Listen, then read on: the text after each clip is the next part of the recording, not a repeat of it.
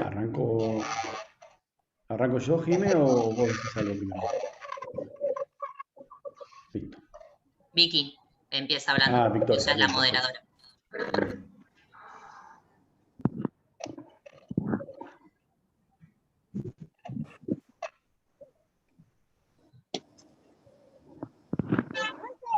Buenas tardes a todos y a todas.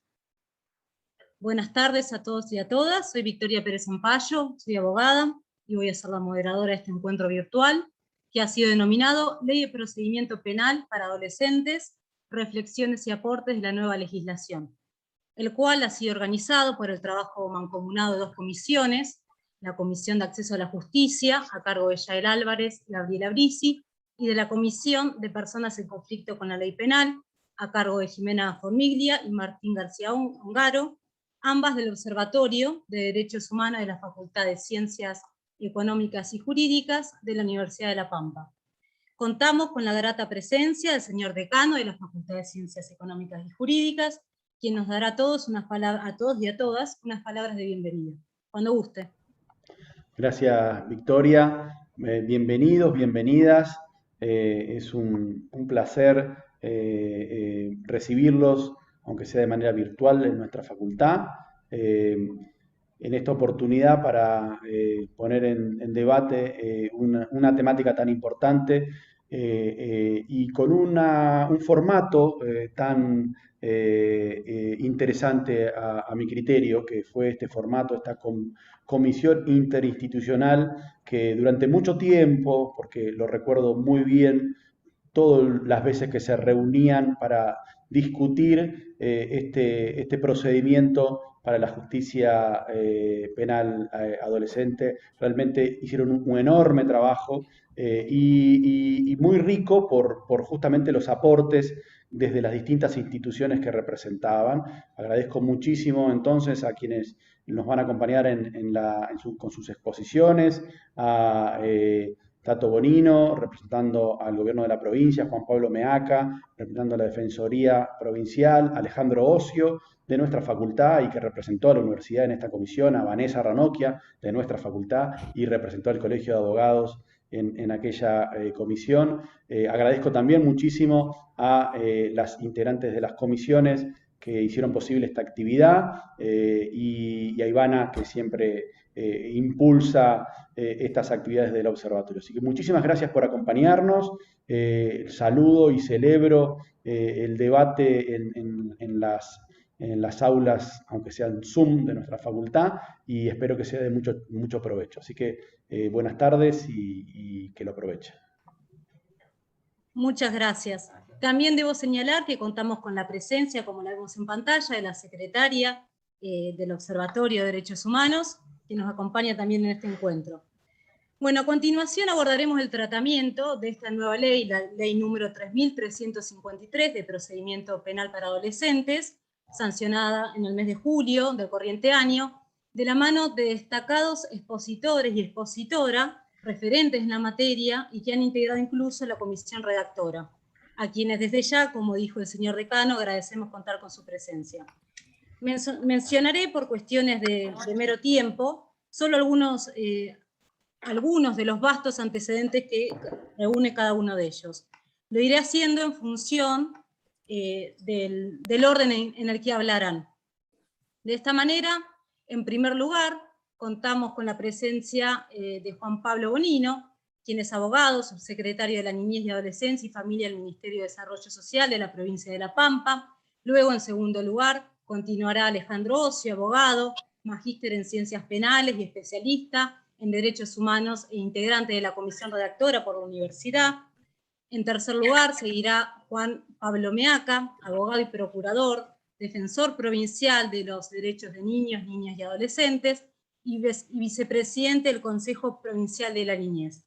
Y finalmente, continuará Vanessa Ranocchia Ongaro, abogada, profesión de la matrícula, docente de la carrera, integrante de la comisión redactora por el Colegio, como ya dijimos, de Abogados y Procuradores de la provincia. Se les recuerda que lastimosamente contarán con un máximo de 15 minutos para dar sus exposiciones y luego de ellos abriremos tiempo para el debate.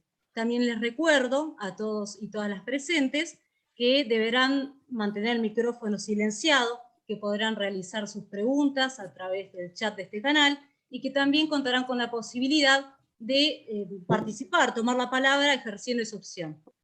Bueno, comenzamos cuando quiera, Juan Pablo. Hola, ¿me escuchan bien? Sí. Bueno, buenas tardes a todas, a todos. Gracias Pancho, gracias Jimena, Gabriela, Victoria, a la Universidad Nacional de La Pampa por esta convocatoria. Creemos fundamental. Digo, voy a tratar de ser breve porque creo que lo más sustancial y lo más importante de lo que va a surgir en el panel tiene que ver sin lugar a dudas con las intervenciones de mis compañeros, que van a hacer más hincapié en específicamente lo técnico y la ley en sí. A mí me toca un poco más reseñar cómo fue el proceso que nos llevó después de largos años a la situación actual y a la posibilidad de contar hoy con una ley provincial de procedimiento penal para adolescentes. Pero creo que por ahí lo más rico va a tener que ver con sus intervenciones, por eso voy a tratar de ser bastante breve. Digo, toda ley, y esta no podía ser la excepción, tiene una historia, y esta es una historia que llevó varios años y que llevó varios intentos. Digo, como todos ustedes por ahí saben, esto no hace ni falta que yo lo diga, en el año 89 se aprueba la Convención Internacional por resolución de la Asamblea General de las Naciones Unidas, que es ratificada, que entra en vigencia en el año 90, cuando es aprobada por 20 países. Hoy es el tratado que está con más firmas de más países signatarios en la historia de todos los tratados. Solamente Estados Unidos y Somalia aún se niegan a esta firma. Esta convención fue ratificada por ley de nuestro país en el 90 y a partir del año 94 tiene rango constitucional. Digo, la realidad es que nuestra normativa jurídica provincial se regía desde el año 90 precisamente por la ley 1270, que era una ley que respondía al viejo paradigma del patronato. Como también todos ustedes saben, una ley para entrar en vigencia no requiere mucho más que su sanción, requiere su militancia, requiere un montón de adecuaciones para poder implementarse en pleno. A nuestra provincia le llevó bastante tiempo ayornarse jurídicamente al nuevo paradigma. Digo, la provincia de La Pampa sanciona su ley 2703 de promoción y protección integral de derechos en el año 2012, fin del 2012, principio del 2013. Es una de las últimas provincias en sancionar una ley provincial de promoción y protección de derechos. No obstante lo cual, nosotros, y digo nosotros porque yo hace muchos años que trabajo en el área, digo, soy subsecretario de Niñez desde diciembre del 2015, pero trabajo en esta materia, en violencia y en niñez y en adolescencia, desde el año 2000 aproximadamente. Tuvimos un primer intento allá en el año 2005, 2006, donde conformamos también por decreto del entonces gobernador Berna una comisión para la elaboración de un proyecto de ley penal juvenil, entendiendo que era una materia en la que no solamente la provincia, sino el país debe ayornarse y que resulta fundamental si lo que pretendemos es garantizar y ampliar derechos efectivos en relación a nuestros niños y a nuestros adolescentes.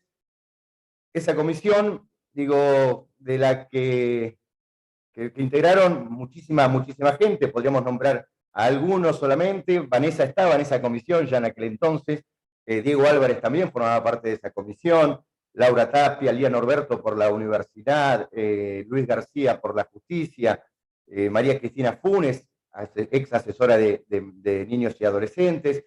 Digo, esa primer comisión trabajó 2 años en la elaboración de un anteproyecto de ley que culminó a fines del 2007 y que se elevó a la Cámara y que luego perdió estado parlamentario. También, como todos deben saber, en materia penal juvenil sobre todo, a veces hay situaciones particulares que surgen como obstáculos frente a la promoción de derechos de esta franja etaria.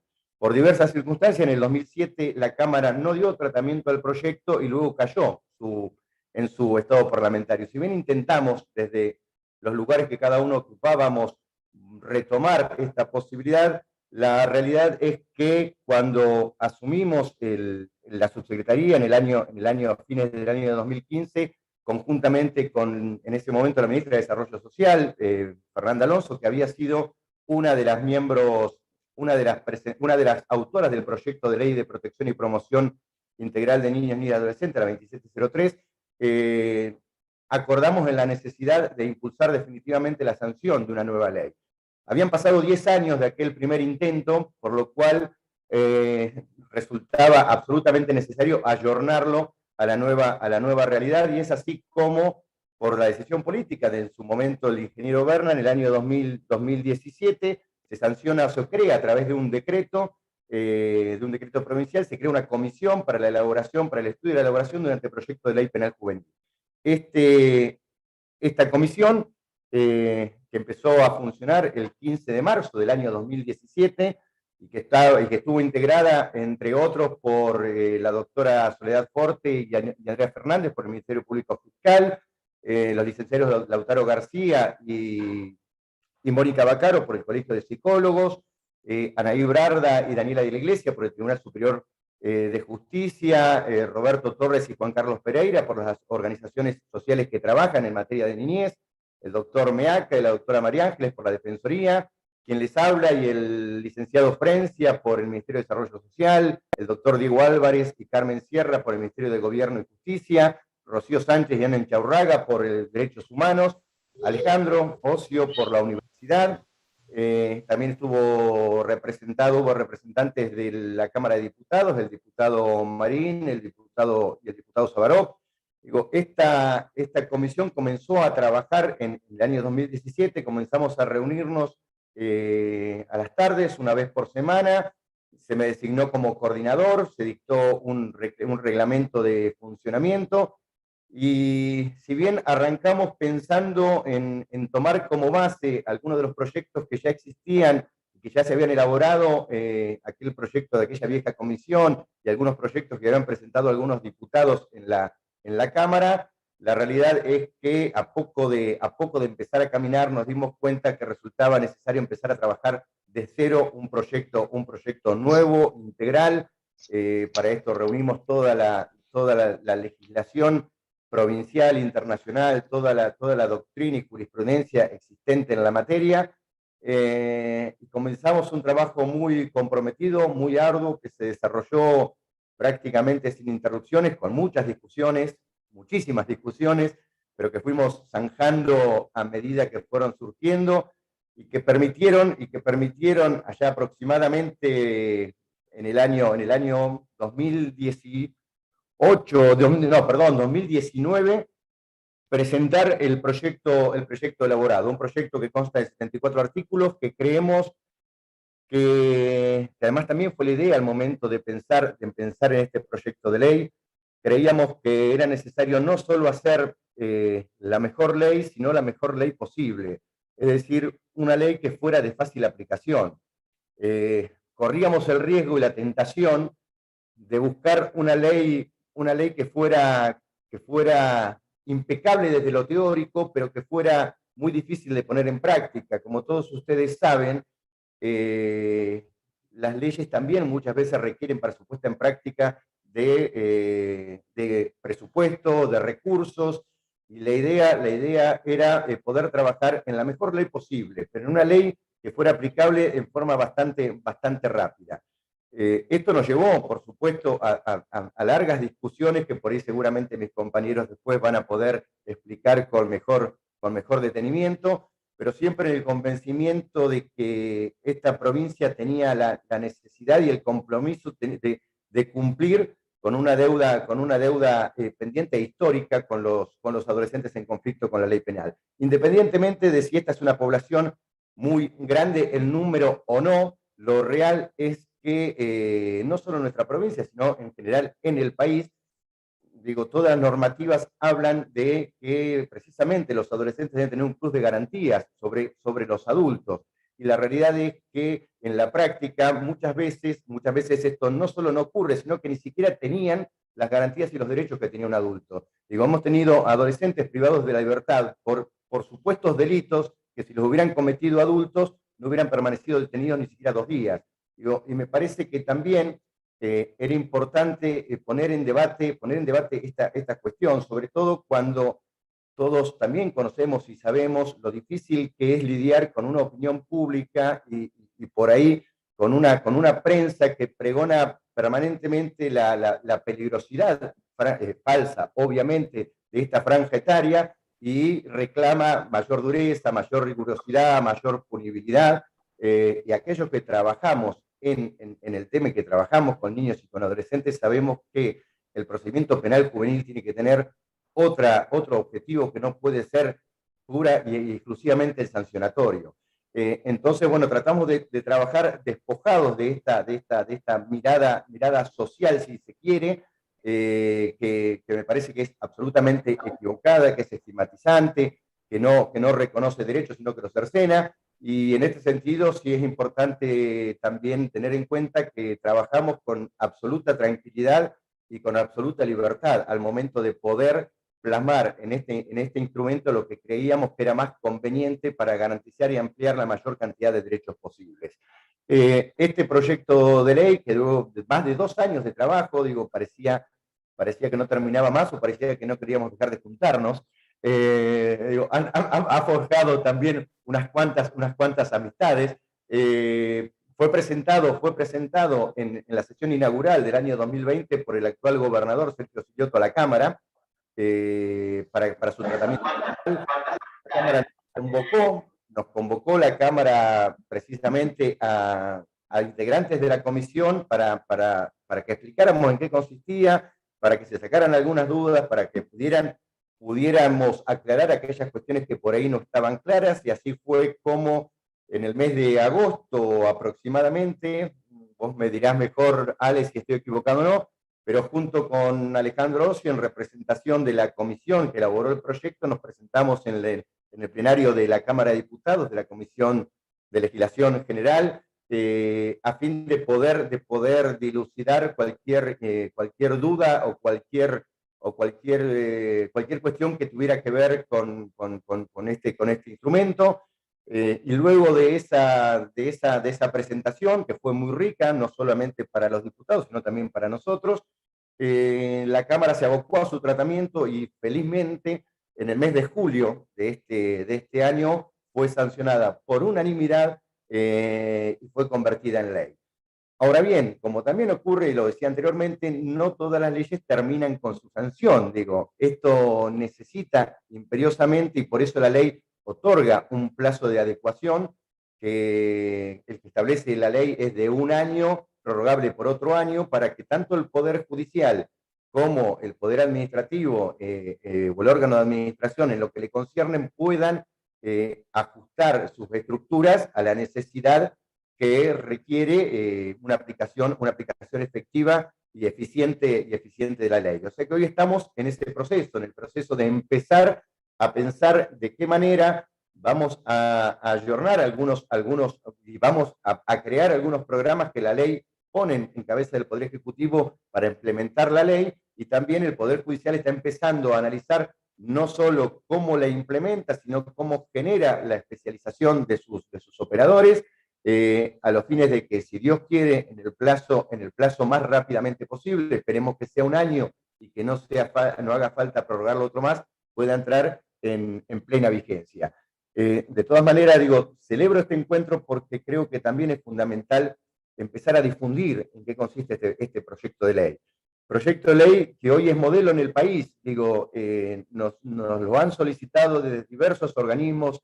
Es un proyecto que ha estado avalado por UNICEF, que ha estado avalado por CENAF.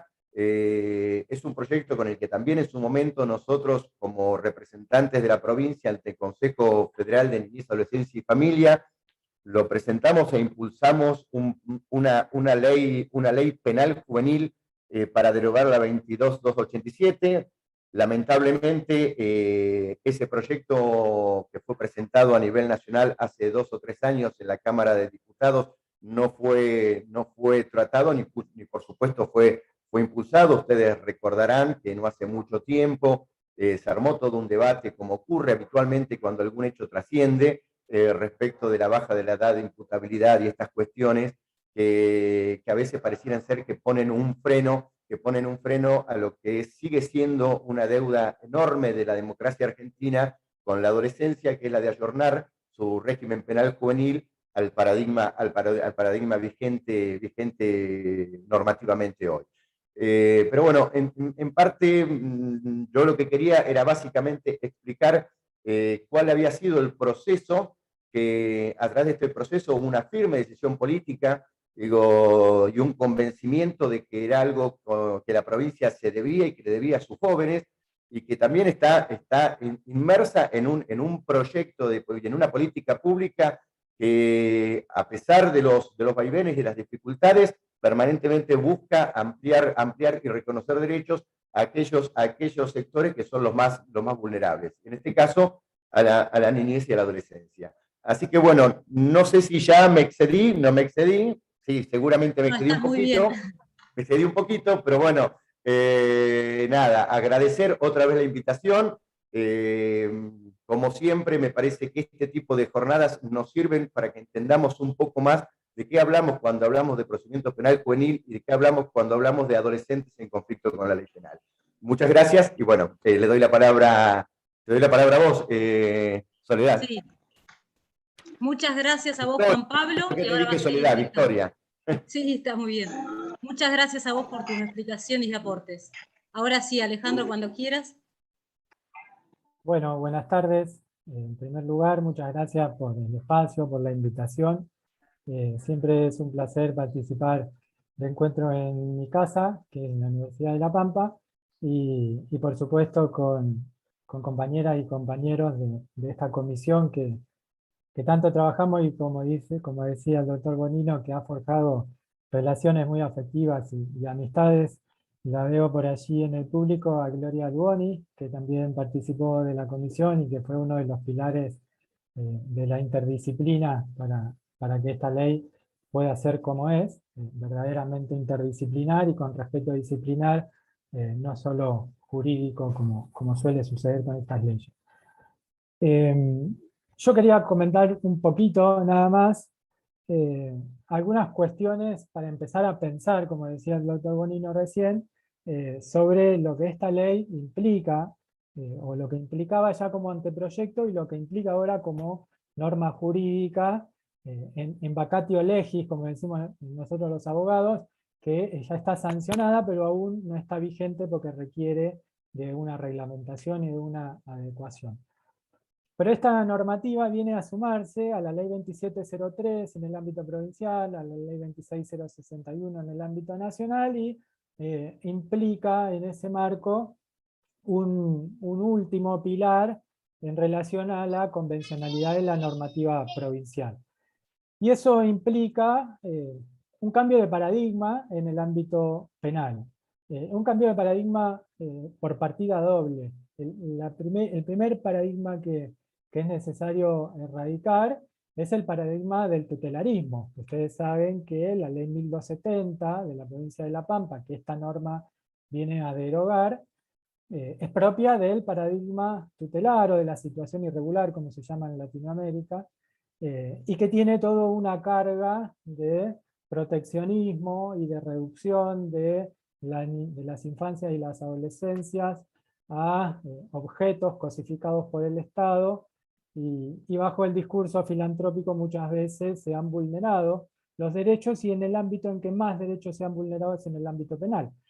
Ese tutelarismo lleva 100 años en nuestro país, más de 100 años, la ley Agote de 1919, y recién se está empezando a desterrar en el ámbito penal. Y eso implica que esta ley, de acuerdo a ese nuevo paradigma de la Convención, que ya tiene más de 30 años, como decía el doctor Bonino recién, no cae en un vaso vacío o en un desierto o en un lugar no ocupado por nada, sino que va a caer en un lugar que está repleto de tutelarismo. Y eso genera resistencias, algunas resistencias activas, ideológicas y más estratégicas de quienes estén convencidas y convencidos de que el tutelarismo es lo mejor para los derechos de niños, niñas y adolescentes, y resistencias que no tan estratégicas, pero propias de la influencia del tutelarismo en nuestra provincia, pueden suceder aún desde la mejor buena fe de operadores y operadoras. Y sobre eso hay que estar atentos desde el primer momento en que se piensa sobre esta ley, cómo comprenderla, cómo entenderla,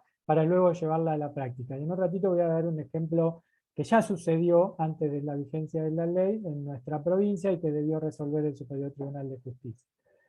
Y el otro paradigma que es necesario modificar y que esta norma tiene mucho contenido de modificación en ese sentido, es el paradigma adultocéntrico en torno a la epistemología del derecho, es decir, entender al sistema normativo, al sistema judicial y al sistema de protección integral de derechos de las personas, en esta particularidad de niños, niñas y adolescentes, desde el paradigma de la infancia y la adolescencia y no desde el paradigma adultocéntrico. Y van a ver que en el ejemplo que les voy a dar en un ratito hay un poco de las dos cosas, hay un poco de tutelarismo y hay un poco de adultocentrismo. Lo cierto es que si uno imaginara como círculos concéntricos, tenemos primero una teoría del Estado, ¿no? ¿Cuál es la concepción de Estado que contiene cada norma jurídica? Recién decía el doctor Bonino, y yo siempre lo suscribo que puedo, esta ley tiene atrás una decisión política muy firme, muy importante y de avanzada en Latinoamérica. Y no es una exageración. Latinoamérica en los últimos 30 años va dirigida fervientemente a un abismo punitivista. Se amplía el sistema penal, se maximiza la sanción penal, se fortalecen los dispositivos penales con una finalidad punitiva bastante específica en torno a la segregación social, ¿no? A separar cada vez más y por más tiempo a las personas que cometen delitos de la sociedad o de la comunidad que no los comete o que no se le indica como que han cometido delitos. Y esta ley apunta precisamente a lo contrario, que debo decir no es una locura que hace La Pampa, ¿no? Sino que La Pampa lo que hace es seguir la recomendación del Comité de los Derechos del Niño, que ya en la Observación General 10 del 2007 lo decía, y que en la Observación General 24 del año 2019 vuelve a decir de manera más ferviente, y es que los dispositivos con fines punitivistas son incompatibles con los principios de la Convención de los Derechos del Niño. Por lo tanto, los estados tienen la obligación de generar dispositivos legales y de establecer prácticas y sobre todo de remover dispositivos legales y remover prácticas que no se adecúen a ese paradigma convencional. En otro círculo concéntrico tenemos la concepción de derecho penal, ¿no? ¿Cuál es la función de la dogmática penal, del derecho penal, del pensamiento penal en la interpretación de las normas? Y en esto también Latinoamérica va hacia una interpretación amplificadora del sistema penal para ampliar el poder punitivo cada vez más.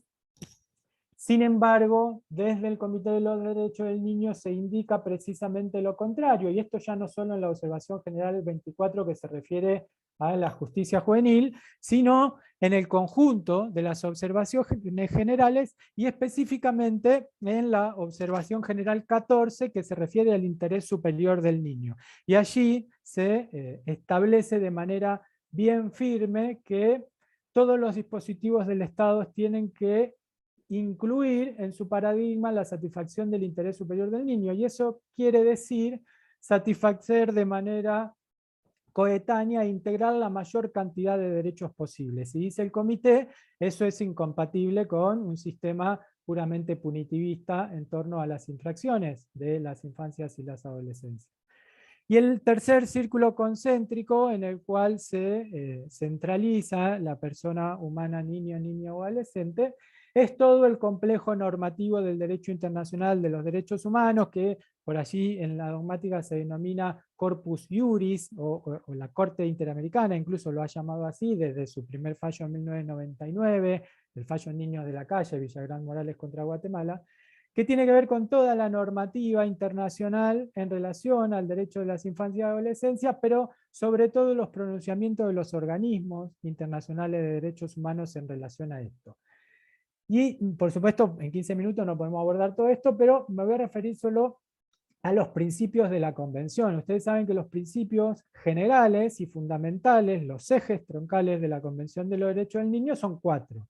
El principio de no discriminación, el interés superior del niño, el derecho a la vida, supervivencia y el desarrollo, y la participación activa. Esta norma adecúa el sistema de procedimiento penal hacia adolescentes en torno a estos 4 principios también. En torno a la no discriminación, ¿por qué? Porque se toma nota de lo que refiere el comité desde hace más de 20 años, de no abordar la problemática de la estigmatización por estereotipos, desde el Poder Judicial recrudeciendo la formación estereotípica de personas criminales, no fortalecer desde el Poder Judicial lo que Alcira Daroqui denomina la cadena de sujeción punitiva, esto de abrir la puerta al sistema judicial y que luego sea muy difícil salir. Eso es el estereotipo por contacto con el sistema penal. No discriminar a personas en función del delito que han cometido, sino asegurar la misma intervención basada en la dignidad humana de todas las personas, sin categorizar socialmente de acuerdo al delito que han cometido. Y además establecer de manera reveladora el distinto impacto que tiene el sistema penal sobre las personas de acuerdo a su estándar de vulnerabilidad. Por ejemplo, hay estudios de Maribelov en relación a esto, sobre el distinto impacto que tiene el sistema penal sobre las niñas, o sobre las personas migrantes, o de pueblos originarios. En La Pampa tenemos algunas colectividades en relación a eso, y el sistema penal impacta de manera distinta.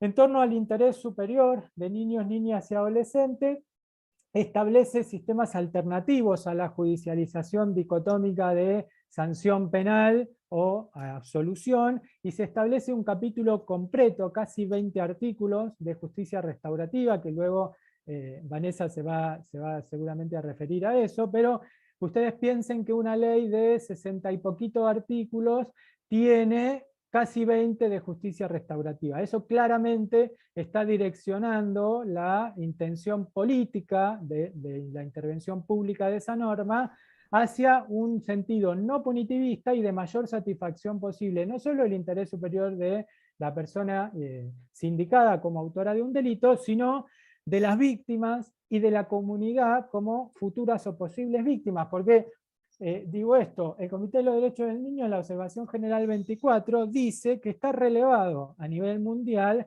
que los mecanismos de justicia restaurativa en términos de seguridad pública aportan mucho más y mejor satisfacción de intereses que la situación meramente punitiva. Es decir, que las personas privadas de la libertad como primera medida, como teníamos en el sistema pampeano hasta ahora, aporta un mayor perjuicio hacia la seguridad pública. Justamente lo contrario a lo que desde los medios de comunicación suele reproducirse, ¿no?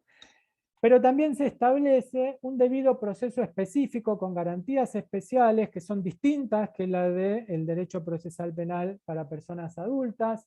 Se introducen a las organizaciones de la comunidad dentro de los procesos penales, se introduce a la familia y a la comunidad de referencia positiva, circundante al niño, niña o adolescente, y en ese sentido se establecen sistemas de corresponsabilidad. Por eso es importante comprender que esta norma no es un código procesal penal. Eso se entiende desde el punto de vista adultocéntrico. Esta norma es un procedimiento penal dentro del sistema integral de protección de derechos de niña, niña, adolescente. Si no se comprende que esta norma es parte integrante y engranaje solamente de un sistema más amplio de protección integral, esta norma va a ser desmotivada y desinterpretada en todas las intervenciones que genere. Esto es importantísimo entenderlo desde de entrada. En torno al derecho a la vida, a la supervivencia y al desarrollo, también se siguen las observaciones generales del comité, la 4, la 15 y la 24 en relación a la 4 y la 15, en la cual se desarrolla más exhaustivamente la intervención penal y de política pública corresponsable en el ámbito familiar y comunitario y no en el ámbito institucionalizado de la privación de la libertad. El comité viene diciendo desde hace muchos años que se asegura mejor la satisfacción integral de los intereses de niños, niñas, adolescentes en relación con la víctima y la comunidad en ámbitos familiares y comunitarios y no en el ámbito de privación de la libertad que reproduce delincuencia. Eso ya lo sabemos, hay estudios criminológicos que así lo acreditan, pero además lo dice el comité en sus observaciones generales. Por eso la regla del proceso es la libertad, la regla del proceso es la brevedad en las intervenciones, e incluso cuando se puede privar de manera supletoria y excepcional de la libertad, el plazo es extremadamente breve, solo por 30 días, que se puede prorrogar hasta un máximo de 90 días, tiempo en el cual deben desarrollarse las políticas públicas necesarias para prescindir de la privación de la libertad.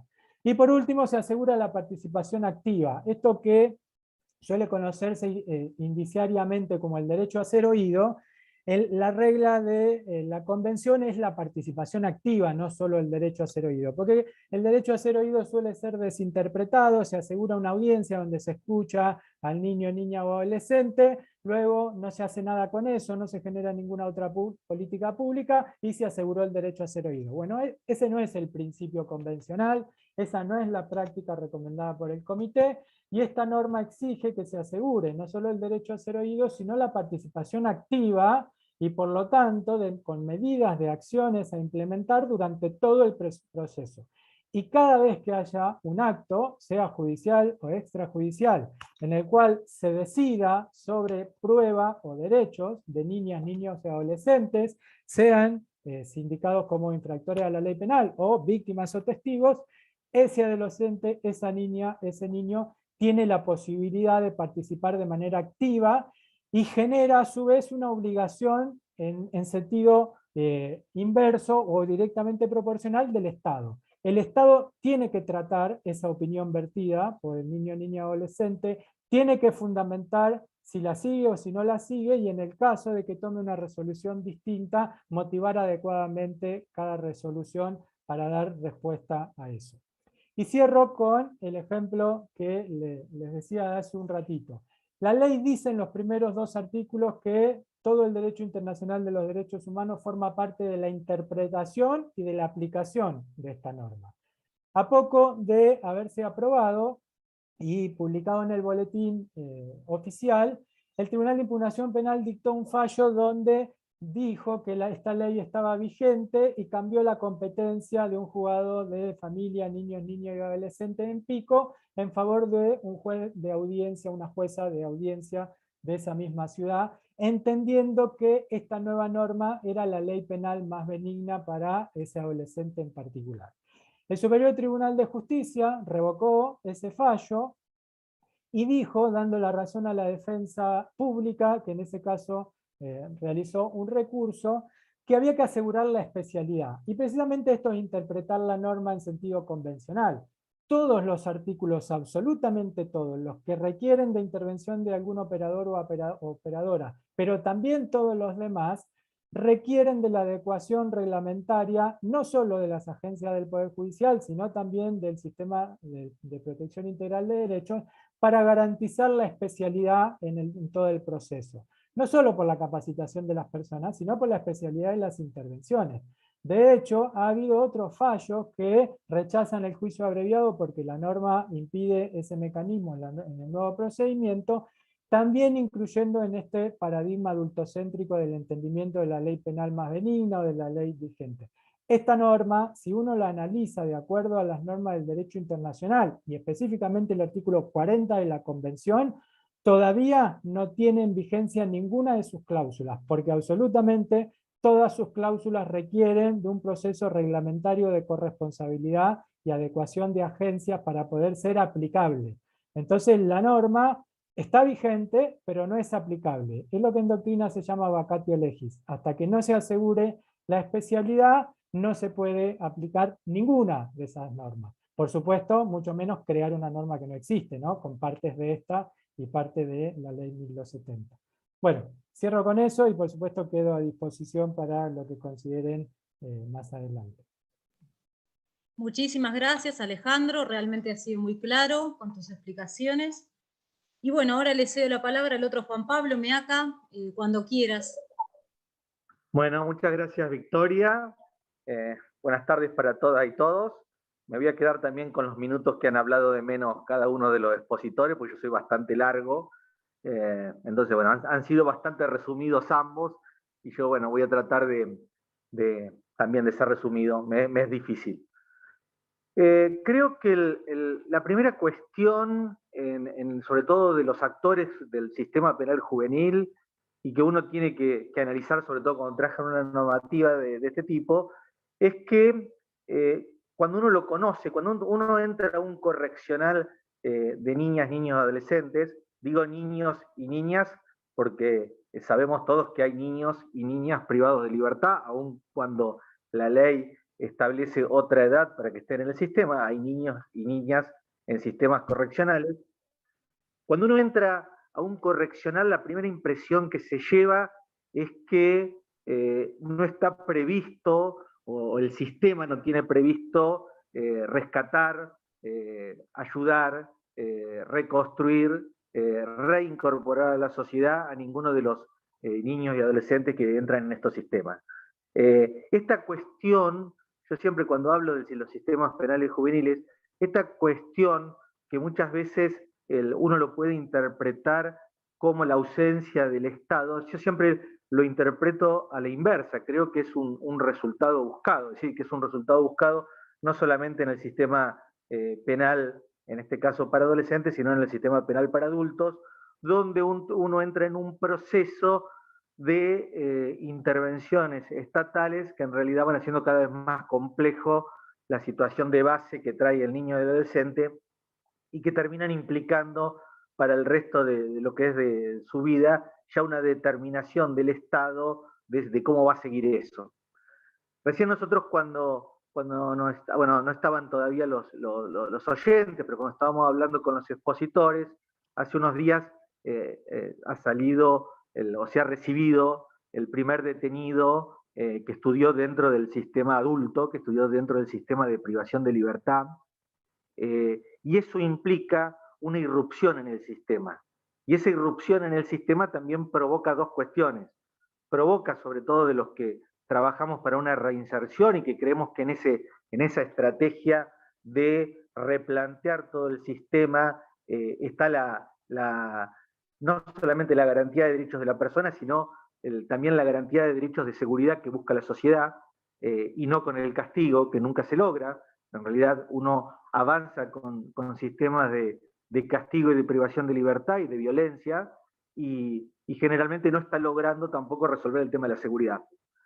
Cuando nosotros empezamos a trabajar esta ley, en realidad, que es un grupo ya de actores profesionales que nos conocemos, es decir, nosotros ya tenemos, sobre todo hay muchos hoy partícipes que no son de la provincia de La Pampa, entonces voy a contar un poco. Nosotros acá con la realidad que tenemos de la cantidad de población que hay, el tema de corresponsabilidad y de vínculo que tenemos, hablamos diariamente con casi todos los que participamos. Entonces el día que nos convocaron, digamos, había un acuerdo y había una idea de lo que queríamos garantizar con la ley. Y la garantía de esto, sobre todo los que hemos trabajado en varias provincias con el tema de niñez, desde que a mí me tocó volver a La Pampa con el concurso de defensor y que se había aplicado la ley de niñez, si bien La Pampa ha sido una de las últimas provincias en adherir a la 26061, claramente no es solamente una adhesión desde lo normativo, sino que es una transformación real en la práctica de ir modificando situaciones. Y estas modificaciones y esta transformación que se va generando, básicamente se logra porque al margen de la ley hay un acuerdo de todos los actores institucionales de ir modificando eso. Y eso en virtud de que estamos convencidos que eso evita la vulneración de los derechos de un niño o un adolescente. Todo eso desemboca en esta ley, pero que en realidad fue generando un montón de instrumentos y de elementos y de acuerdos institucionales que hemos ido llevando, que van desde haber sacado los bebés de los sistemas de privación de adultos, no tener más, hace 4 o 5 años que la provincia de La Pampa no tiene más niños con sus madres, lo hemos logrado que todas las madres tengan domiciliaria y no permitimos dentro de nuestras cárceles que haya niños. Eso implica también visitar a todas las familias de todas las detenidas y de los detenidos, que las tenemos que visitar. Ha implicado nuestro protocolo de abuso sexual, que ha implicado un montón de denuncias, un montón de condenados. Todavía no nos dejó conforme porque no estamos conformes con las condenas que tienen, pero bueno, eso implica otro debate que tendremos que dar a nivel nacional. Pero hemos empezado el protocolo de que tenemos hoy para que no queden familias por situación de desalojo, por los procesos de desalojo, que implicó una cuestión que no está prevista en la ley y una cuestión que implica acuerdos de niñez, de desarrollo social, de los municipios, de la justicia, de la defensoría, de las fiscalías. En virtud de toda esta historia que teníamos, pensamos la ley y pensamos una ley que recién Alejandro lo dijo, con medidas que para mí son extremadamente superadoras, que son las medidas alternativas. Y que yo de lo personal estoy convencido que la peor medida es la privación de la libertad. La privación de la libertad no le resuelve a ningún pibe nada. Yo de mi experiencia en Córdoba nunca tuve, de los miles de pibes que pasaban por el sistema de privación de libertad, nunca vi salir a alguien mejor de lo que entró. Lamentablemente hay que decirlo, y estadísticamente creo que si tuviéramos el legajo de todos los privados de libertad adultos y pudiéramos ver su historia, comprobaríamos que todos pasaron por o la gran mayoría ya había pasado por alguna detención, alguna privación de libertad o en algún antecedente como niño o como adolescente, lo que implicó que el tema del castigo y el tema de la privación de libertad es un fracaso absoluto, no solamente en nuestro país, sino cualquier sistema que estudia descubre eso. Y descubre, y me logra, yo voy a contar algunos casos que me tocó vivir, que todo lo que es el sistema de medidas alternativas es trabajar este pibe, ni bien tiene la primera situación con un vecino, con la familia, y trabaja en la reparación de eso, trabaja en la escolarización, en la capacitación, en los espacios terapéuticos, en los espacios con la familia. Es decir, yo soy un convencido de que hay que trabajar con las familias para empoderar otra vez a esta familia, para darle recursos, para que siga acompañando al pibe, para rescatar al pibe cuando tiene las primeras situaciones y no cuando llega a los 17, 18 años ya con situaciones de homicidio o robos calificados, o cuestiones de violencia.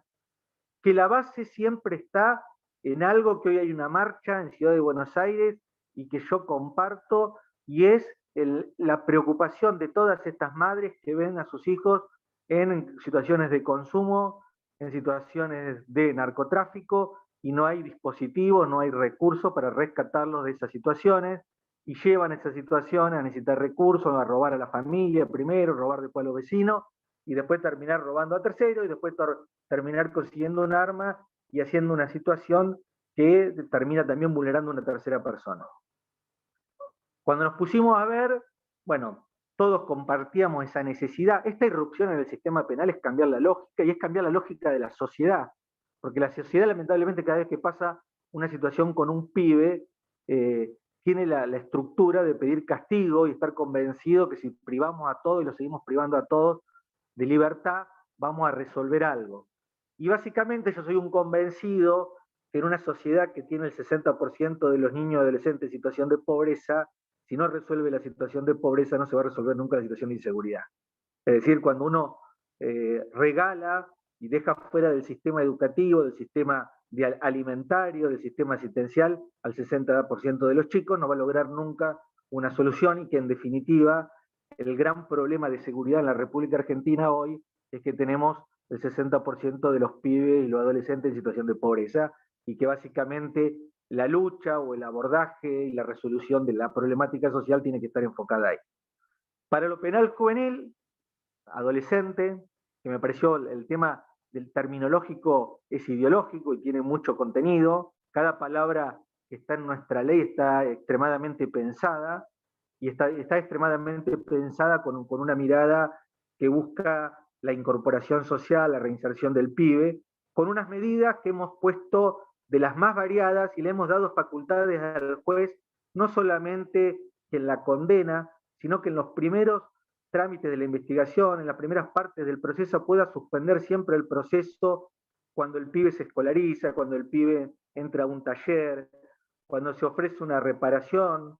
Hemos planteado la reparación individual y la reparación colectiva, hemos planteado los sistemas de mediación penal para adolescentes, que para mí es un sistema que resuelve la primera conflictiva, que es con el vecino, es reparar el robo de la bicicleta, del celular o el robo de algún electrodoméstico del vecino, y que no solamente resuelve también el tema penal, sino que resuelve el tema del conflicto en el vecindario, que es el primero que se rompe con estos hechos. La mirada, creo, también hay que decirlo, nosotros en la provincia de La Pampa, sobre todo para los que son de afuera, tenemos un sistema casi inexistente. En el último año ha habido 1 o 2 pibes en el complejo que hay. Siempre mi idea, sobre todo como defensor, el día que tenga que asumir, es que esos sistemas tienen que estar siendo la excepción de la excepción de la excepción, tienen que estar temporalmente regulados.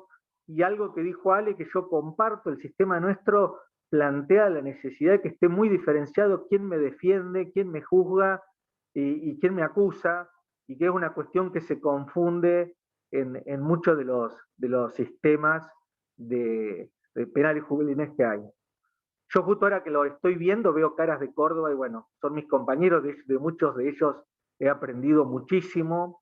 Tenemos experiencias, acá la veo a Cristina, con Cristina escolarizamos por primera vez un adolescente, le hicimos entrar en la universidad, en la Facultad de Derecho, un adolescente que cuando la fuimos a visitar en el sistema penal que estaba, uno nunca pensaría que tenía alguna posibilidad de entrar en los sistemas educativos superiores, que claramente no estaban preparados, porque como yo les planteé, cuando uno entra al sistema penal juvenil, se da cuenta que son chicos que ya están desprovistos de cualquier posibilidad de reinsertarse en cualquier sistema, ni pensar en los sistemas universitarios. Y en ese momento, en una piba que la hicimos entrar, ya iniciado el curso de ingreso, con todas las desventajas social, cultural, de acompañamiento que tienen estos chicos, logró ingresar a la Facultad de Derecho, y esos son para mí ejemplos de que irrumpen en el sistema. Irrumpen en el sistema porque ni el sistema de niñez, ni el sistema social, ni el sistema universitario, ni el sistema de la sociedad que conformamos todos piensan o desean, creo que la palabra deseo es la que lo comprende en mayor extensión, desean que realmente estos chicos tengan las mismas posibilidades desde lo académico, desde lo económico, desde lo cultural, desde lo social, que el resto. El tema de descarte lo tenemos instalado, descartamos, y nosotros como sociedad, cuando hacemos estos análisis, no nos damos cuenta que tenemos sistemas que descartan y que se va descartando y que se va descartando por cuestiones económicas, por cuestiones sociales, por cuestiones religiosas, por cuestiones de etnias culturales y de pueblos originarios, vamos descartando niños y adolescentes que no tienen las mismas posibilidades y los mismos derechos que el resto. También el federalismo implica eso, no los chicos que viven en el campo y quienes viven en el campo de la provincia de La Pampa tienen el mismo acceso a los derechos que tiene un niño adolescente de la ciudad de Buenos Aires, y eso implica también una mirada en estos sistemas, un replanteo en estos sistemas, que para mí es fundamental cada vez que uno estructura una norma. Esta norma también estuvo pensada desde los recursos, es decir, de escribir algo que después en la realidad se garantice. Porque lo planteó recién Juan Pablo, lo planteó Alejandro, uno en la normativa argentina ratifica todo y firma todo y crea hermosas leyes que cuando entra uno al sistema penal o un correccional, se plantea dónde está la convención, dónde están las observaciones, dónde están las leyes, dónde están las garantías constitucionales, y realmente no hay ninguno adentro, no encuentra ninguno. Nosotros hoy, no solamente yo como defensor nos hemos quedado con el tema de La Pampa, hoy a través de la Defensoría Nacional, sobre todo nuestra Defensoría, ha planteado la necesidad de presentarnos, digamos, yo no lo puedo hacer por falta de competencia, pero la Defensoría Nacional sí lo puede hacer, de plantear habeas corpus colectivos en todas las provincias que haya niños menores de 16 años en sistemas correccionales. Creo que desde lo legal hay que empezar a exigir el cumplimiento de la Convención de los Derechos del Niño. Creo que también hay algo que se planteó, hay una fuerte manipulación de la sociedad a través de los medios de comunicación, de implantar la necesidad de que a estos niños tengan 11 años, porque un día discuten los 14, después discuten los 12, y un día vamos a discutir los 6 años, de privarlos de libertad, y la privación de la libertad no es en un espacio que lo ayude al pibe, sino nosotros sabemos cada vez que se pide privación de libertad, se pide privación de libertad para que sea más vulnerado en esos sistemas. Entonces, nosotros como Defensoría, tanto a la Defensoría Nacional como a la Comisión Bicameral que hay de Infancia en el Congreso de la Nación, con 5 diputadas y 5 senadoras, hemos elevado la necesidad, uno, de que se discute una ley nacional. Nosotros trabajamos sobre una ley de procedimiento sin tener ley de fondo. Hoy la ley 22.278 es declarada por la Corte inconstitucional, declarada por la Corte en un fallo de la necesidad y del planteo al Congreso que se tiene que poner a trabajar en un análisis de una ley de fondo penal para adolescentes. Entonces nosotros hemos elevado eso, hemos hecho una presentación de la necesidad de que se discuta esa ley, y terminamos avanzando en la provincia con una ley de procedimiento con la ausencia de una ley de fondo. Para terminar, me estoy excediendo, voy a hacer un planteo que creo que tiene que ser una meta, tiene que ser un horizonte hacia donde vaya el sistema. Creo que el sistema penal juvenil, del todo el sistema de niñez, es el que está más retrasado. En realidad han pasado años desde la convención, años desde la ley, y los sistemas penales juveniles se mantienen sin ningún tipo de transformación, sin ningún tipo de actualización, y cada vez con más adolescentes privados de libertad, con más niños privados de libertad. El informe de UNICEF que realizó un relevamiento en el año 2019 marca que hay niños de 12 años, por eso marco que hay niños. Ustedes saben que nuestro Código Civil los 12 años lo define ya como niño, y nosotros tenemos niños de 12 años en los sistemas correccionales. Con este tipo de niños y adolescentes, con la gravedad todavía que como el juez no lo puede someter a la 22.278, están sin tiempo, sin norma, sin defensor, sin absolutamente nada. Como es tan irregular en el sistema, también la irregularidad surge de que no hay un procedimiento aún con la 22.278. Entonces esto es tan peor que los de 16 y 17 años. Creo que el horizonte que nosotros nos tenemos que plantear, sobre todo aprovechando estos foros y estos espacios de discusión que habilita la universidad, es que hay que garantizar, aún con la opinión pública, aún cuando es difícil para muchos representantes, sean diputados o senadores, levantar esta bandera, sobre todo por el condicionamiento que hacen los medios de comunicación y la opinión pública sobre el tema. Nosotros, sobre todo los que estamos especializados en los temas de infancias y de adolescencias, tenemos que lograr garantizar efectivamente los derechos.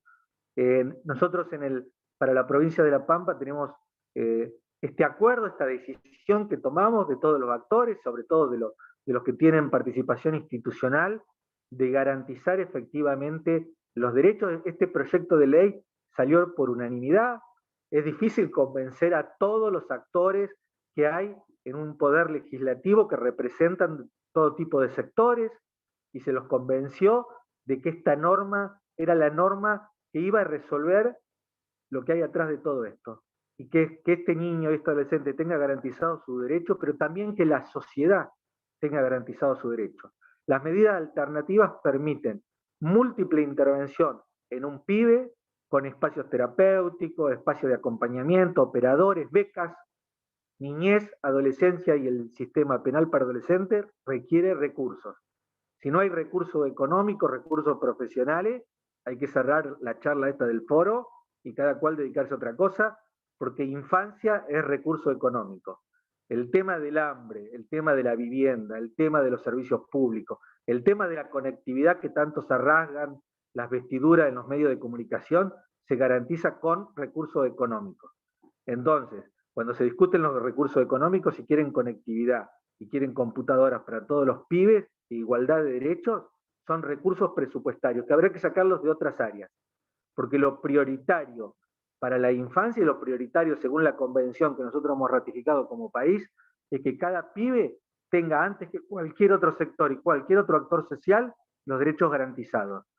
Creo que con las medidas que hemos establecido y que hemos acordado, vamos a garantizarle a un pibe sus derechos, vamos a garantizarle a un pibe su reinserción social, vamos a garantizarle a su pibe la igualdad de condiciones con los otros pibes, que es lo fundamental.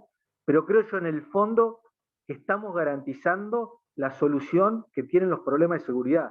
Los problemas de seguridad es sacar a todos estos pibes de las situaciones delictivas, reincorporarlos a la sociedad y no dejarlos en esta cuestión de privación de libertad y que terminen en sistemas de adultos que no resuelva más el tema de seguridad. Creo que es un proyecto, si Victoria, sé que estoy repasadito ya, creo que es un proyecto que sirve como modelo, nosotros lo hemos pasado para todas las provincias, todos los espacios que estamos. Los invito a que lo lean. La verdad, cada palabra estuvo pensada, cada artículo estuvo pensado y cada dispositivo en garantizar un derecho y sobre todo en lo que buscamos todos y que es que haya justicia social y que haya felicidad para toda la familia y para todos los niños y adolescentes de nuestro país. Gracias por el espacio y Victoria, era cantado que me iba a pasar. Un poquito. Muchísimas gracias, Juan Pablo, por transmitirnos tus conocimientos y sobre todo tu experiencia. Muy agradecidos. Bueno, ahora seguimos con Vanessa. Bueno, buenas tardes a todos. También agradezco la invitación y la posibilidad de compartir este espacio para charlar un ratito sobre esta nueva ley. Yo, sabiendo que iba a actuar última, para tratar de no dispersar tanto la atención del público, armé un breve power que creo que le va a poder dar un poquito de dinamismo, además de que trataré de mantener el tiempo. No sé si voy a saber hacerlo. A ver.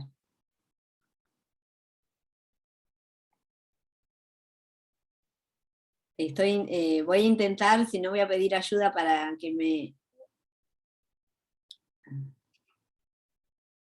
Ustedes no lo ven ahí, ¿verdad? Sí, estamos viendo lo que estás compartiendo, sí. Ah, ok. ¿Lo ven ahí? Sí, sí. ¿Sí? Bueno, son unas breves diapositivas con las intenciones de... Yo elegí arbitrariamente algunas de las novedades que para mi gusto son las más interesantes para hacer un breve repaso de toda la ley.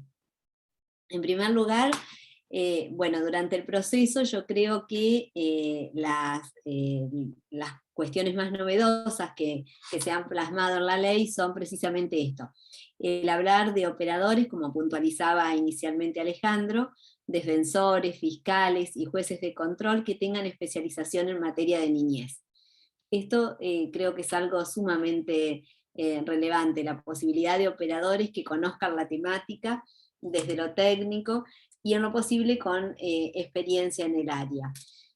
Otra de las cosas que plantea el proceso es la presunción de minoridad y se establece específicamente mayor reserva, no solo sobre la identidad, sino sobre todo el proceso, incluso previendo que va a tener consecuencias el hecho de que cualquier operador filtre información, ya sea a los medios periodísticos, o cualquier información relevante de un proceso donde se esté investigando a un adolescente en función de haber incurrido en algún ilícito penal. Esto de alguna forma tiene que ver con lo que también puntualizaba Alejandro al inicio, es decir, con respecto a tratar de cuidar pautas ya establecidas por la Convención, en referencia a evitar la no discriminación, y el proceso penal de por sí es altamente estigmatizante y discriminador. Entonces, que estos recaudos estén expresamente previstos en el texto de la ley, creo que son novedades interesantes para resaltar. También se ha previsto que en el caso de que haya intervención conjunta en la comisión de un hecho ilícito por parte de niños o adolescentes y un adulto, el que va a intervenir y lo que va a ser de aplicación va a ser la ley, esta ley penal juvenil. Es decir, el operador que va a intervenir es el juez de control con especialización en la temática de niñez. Y otra novedad que me parece relevante en el proceso es la extinción de la acción penal por el desistimiento. Es decir, además de las causales previstas en la ley de fondo y en el Código Procesal Penal, la acción penal se podrá extinguir por el desistimiento del fiscal. Esto podrá hacerlo el fiscal, ya sea de oficio o a petición de parte, sea pedido por la víctima o a pedido del imputado, y lo que se va a tener en cuenta para el desistimiento van a ser la escasa gravedad o insignificancia del hecho delictivo involucrado, la forma en la que haya participado el joven en el ilícito, es decir, la participación, el grado de participación que haya tenido, la reparación del daño en la medida de lo posible, y cualquier alternativa de composición del conflicto entre las partes. Estos van a ser los ítems que se van a evaluar, va a evaluar el fiscal de adolescentes, y podrá arribar a diferentes tipos de acuerdo que permitan desistir de la acción penal. Esto podrá hacerse antes de que la acción sea formalizada, en ese caso la respuesta será el archivo. En el caso de que se haya formalizado la acción, deberá el fiscal requerir el sobreseimiento definitivo al juez de control. Se las paso lo más rápido posible para cumplir con el plazo. Bueno, después, en referencia a las medidas cautelares, ya algo se ha hablado, pero bueno, las características fundamentales, como toda medida cautelar, es que sean provisorias, modificables, sustituibles en cualquier momento y etapa del proceso. Las medidas cautelares, que son muy ricas y variadas, están en el artículo 18 y 19 de la ley, se establecen por plazos determinados y van a poder ser prorrogables, pero como límite máximo está el tema de que la duración no podrá exceder de 1 año. Y la finalidad de todo este tipo de medidas tiene que ver con el mantenimiento y el fortalecimiento de los vínculos familiares y comunitarios. Dentro de estas medidas cautelares, la más gravosa es obviamente la prisión preventiva, que por supuesto está prevista como medida súper excepcional, incluso con mayores requerimientos para su posible aplicación. En este caso, la ley establece que no solo vamos a necesitar la presencia de los peligros procesales habituales, como se requiere en materia del proceso de adultos, sino que también va a ser aplicada la prisión preventiva de modo excepcional y solo frente a delitos cuya pena máxima, cuya pena supere los 6 años, ¿no? Es decir, un plus de requisitos o limitaciones para que no se incurra en un uso abusivo de esta medida, que es por supuesto la más gravosa, la más restrictiva de derechos. También aquí la duración va a ser lo más breve posible. Está previsto que no supere inicialmente los 30 días, aunque puede ser prorrogable y puede llegar mediante sucesivas prórrogas a un plazo máximo de 90 días, lo cual siempre va a ser decidido en una audiencia oral, con intervención de todas las partes. Es una medida que también es apelable. Los plazos para recurrir, que van a ser ante el Tribunal de Impugnación Penal, está establecido que sean plazos muy breves. La medida podrá ser apelable, la decisión de aplicar una prisión preventiva podrá ser apelable en un plazo de 3 días, y presentado el recurso, este recurso debe ser resuelto en un plazo máximo de 5 días. Es decir, que si bien se ha contemplado la aplicación de esta medida, se la prevé a la prisión preventiva como altamente excepcional y absolutamente limitada, no solo en los tiempos, sino también previendo la posibilidad de revisión constante de la misma, al igual que con cualquiera de las otras medidas cautelares previstas. Y también está previsto, por supuesto, que se pueda sustituir en cualquier momento por una medida menos gravosa, o bien dejarse sin efecto porque han desaparecido los motivos que en algún momento pudieron fundar su aplicación. Por supuesto que en los casos en que se aplique esta medida, también la ley prevé que esto sea de cumplimiento en establecimientos específicos, en establecimientos socioeducativos especiales y especialmente destinados para este abordaje, ¿no? Después, siguiendo con las novedades dentro del proceso, para mí estos dos que marca aquí la diapositiva son centrales. Una posibilidad de suspensión de juicio a prueba mucho más amplia que la de adultos, y la prohibición del juicio abreviado. En referencia a la suspensión de juicio a prueba, está contemplado que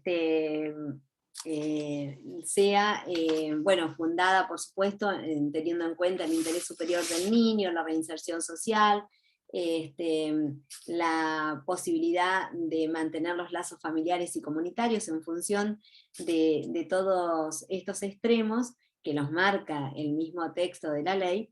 Se habla de que se puede admitir la aplicación de la suspensión de juicio a prueba aún en delitos que admitan la privación de libertad. En estos casos, la suspensión del juicio a prueba está previsto que sea solicitada por el imputado o la defensa, y es una medida que puede ser llevada a cabo, puede ser requerida hasta el momento del auto de apertura a juicio. En esos casos, solicitada la posibilidad de aplicación de la suspensión del juicio a prueba, el trámite es muy simple. Subsidiariamente, esta ley establece de modo expreso que nos vamos a guiar por el Código Procesal de Adultos, por el Código Procesal Penal destinado a adultos, pero en lo que es específico de esta ley, en materia de la suspensión del juicio a prueba, esta va a ser requerida al juez de control de adolescentes, que convocará una audiencia oral, y con presencia de las partes, y luego de escuchar a todas las partes, es que resolverá la concesión o no. En referencia a la prohibición del juicio abreviado, se ha entendido, eso también en consonancia con las pautas de la Convención, que el juicio abreviado es un mecanismo de resolución de conflictos incompatible con los regímenes destinados a niños o adolescentes, porque es incompatible con el principio de especialidad derivado del derecho de los niños a una protección especial. La especialidad en enjuiciamiento penal juvenil anularía en principio la posibilidad del juicio abreviado, porque la pena en el proceso penal de niños y adolescentes tiene funciones no solo más simbólicas cuando se trata de niños, porque se supone que a raíz del desarrollo de un debate oral, el niño y el adolescente pueden comprender de manera más acabada el significado que tiene el haber incurrido en una conducta ilícita, y cuál es el motivo por el cual el Estado le está reprochando su accionar. Es decir, que puede comprender de algún modo, de una manera más amplia, el porqué de la sanción, e involucrarse más con la posible reparación de lo que su accionar ha desencadenado. Por eso es que se supone que en materia de niños y adolescentes, o se espera, que el juicio tenga a su vez un contenido más pedagógico, que de ninguna manera podría estar garantizado mediante esta alternativa del juicio abreviado, donde es algo que ampliamente se diluye en referencia a los grados de responsabilidad y compromiso frente al hecho ilícito, ¿no? Así que creo que estas opciones que se han plasmado en la ley a mí me parecen sumamente saludables, y creo que está muy buena su incorporación, por eso las mencioné. Después, en referencia, para hacer un paneo muy arbitrario, como decía, y muy breve, pero para hacer una breve alusión, en lo que se refiere al juicio, aquí básicamente el mecanismo, el desarrollo del juicio oral va a tener mucho paralelo con el juicio de adultos, pero sí tiene sus particularidades, ¿no? Por ejemplo, esto de que el juicio sea a puertas cerradas, con la participación solo de las partes intervinientes, El tema de que la sentencia debe determinar, bueno, no solo la responsabilidad penal, sino también en el caso de ya haber cumplido los 18 años y haberse acreditado la aplicación de cualquier otra medida de la ley, determinará la posible aplicación de una pena, pero como requisito específico se establece que la sentencia debe reparar en las opiniones que haya vertido el niño o adolescente en el transcurso del juicio, y que la pena debe estar fundada teniendo en cuenta esas opiniones y debe ser redactada en lenguaje comprensible para niños y adolescentes. Finalmente, otro dato para resaltar es que en lo que se refiere a la ejecución, si bien esta va a ser controlada por el juez de ejecución, la pena, en el caso de adolescentes, va a ser revisable periódicamente. Cada tercio del periodo de cumplimiento de pena habilitará una audiencia con la intervención de equipos técnicos y el reanálisis de la pena impuesta. Y llegamos acá a lo que a mí me parece que es, son las vedettes de la ley, que son todos los programas de justicia restaurativa. Creo que estas incorporaciones son no solo novedosas, sino que me parece muy acertadas de haberse incluido en la ley, ¿no? Los programas de justicia restaurativa, que tienen un amplio paralelo con lo que es la mediación actual en adultos, están destinados, como yo plasmé aquí, a la conciliación entre las partes, la reparación voluntaria del daño causado, a evitar la revictimización de los involucrados, a promover la composición en un marco jurisdiccional, a neutralizar o minimizar los perjuicios derivados de un proceso penal, que en líneas generales siempre acarrean perjuicios no solo a las víctimas, sino también a los victimarios. Todos los programas de justicia restaurativa responden y se rigen básicamente por estos principios, ¿no? Son voluntarios, son confidenciales, se aspira a lograr una resolución de un conflicto con mayor celeridad, que manteniéndolo en el ámbito judicial, con un esquema de informalidad, gratuidad e imparcialidad de quien opere como mediador o facilitador. En el caso de estos programas, bueno, no van a ser, no serán de aplicación cuando medien alguna de estas situaciones que también están expresa y taxativamente plasmadas en la ley. Yo en este punto tengo ahí alguna duda, si no hubiera sido saludable dejar que se mantenga y se permita la posibilidad de avanzar en esquemas de justicia restaurativa, también en las cuestiones de violencia intrafamiliar, de violencia de género, pero en la ley ha quedado que ninguno de los programas restaurativos van a ser de aplicación cuando medien alguna de estas situaciones, ¿no? De violencia intrafamiliar, violencia de género en cualquiera de sus modalidades, delitos contra la integridad sexual o en todos aquellos donde se acredite algún tipo de asimetría de poder. Yo tengo, les decía, algún reparo, creo que es una pena limitar los esquemas o las posibilidades de abordaje por medio de este tipo de programas, porque creo que sirven ampliamente también para ese tipo de conflictos. El mecanismo de aplicación, lo repasamos brevemente, es cualquiera de las partes puede pedirlo al fiscal, y será el fiscal quien realice la petición a la Oficina de Resolución Alternativa de Conflictos. También el fiscal lo puede hacer de oficio, ¿no? Puede proponer la inclusión en este espacio de cualquier situación delictiva que esté bajo su órbita. Aquí no hay limitaciones en cuanto al tipo de delitos. Cualquier tipo de delito cometido por un adolescente en la franja etaria de la que se ocupa esta ley, es decir, de 16 a 18 años, puede ser derivado a alguno de estos dispositivos. El plazo de este procedimiento está previsto que sea de 60 días corridos, pero puede ser prolongado por 30 días más con acuerdo de las partes. También estos son mecanismos que se pueden utilizar en toda la primera etapa, en lo que llamamos etapa penal preparatoria, y hasta el momento del auto de apertura a juicio. En ese lapso de tiempo se deberán hacer la cantidad de audiencias, reuniones, como quiera llamarse, que sean necesarias, y todo esto va a suspender, por supuesto, el plazo de prescripción de la acción.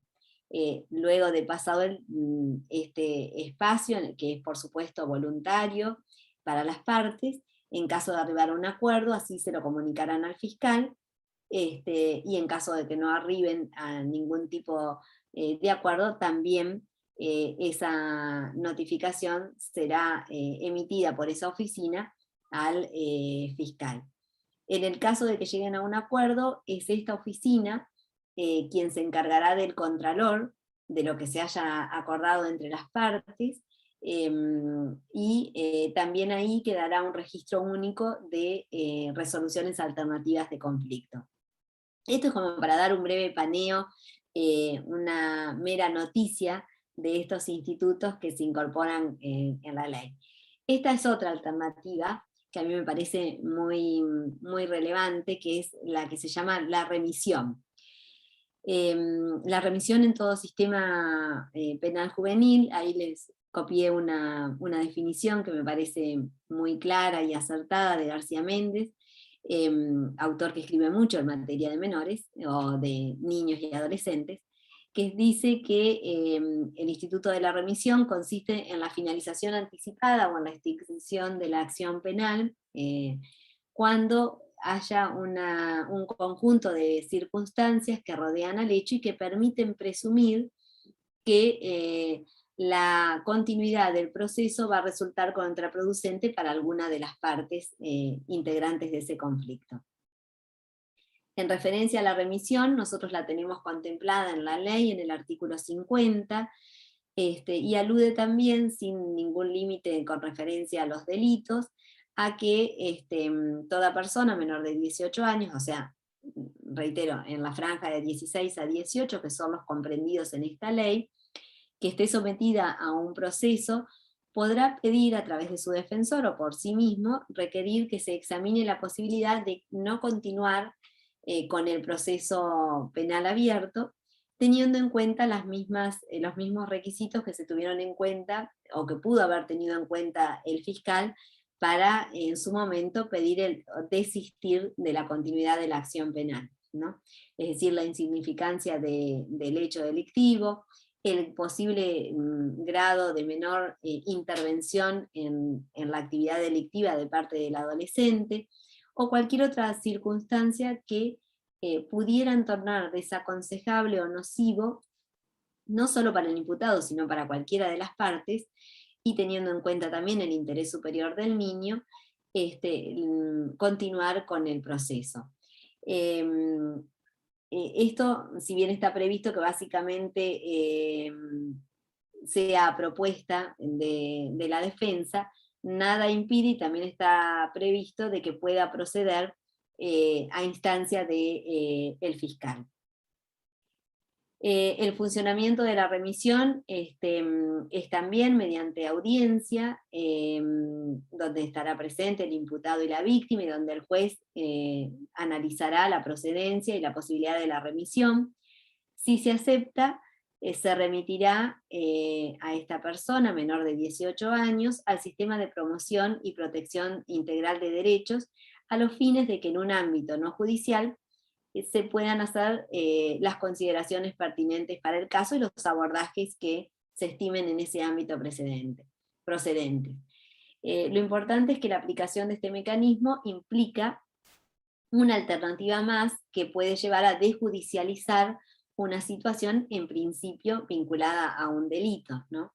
Por eso entiendo que estas posibilidades que terminan implicando que el Estado de alguna manera autolimita su poder punitivo cuando hablamos de niños y adolescentes, me parece que son alternativas no solo novedosas, sino muy saludables, porque nos permite ampliar el abanico de posibilidades para actuar cuando se trata de niños y adolescentes.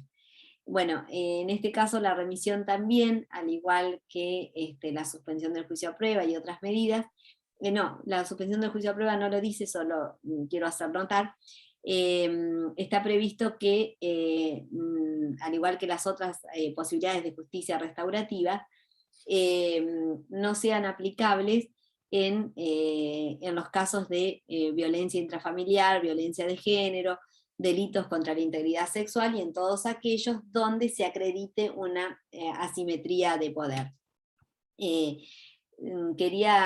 Estaba apurada por el tiempo, pero bueno,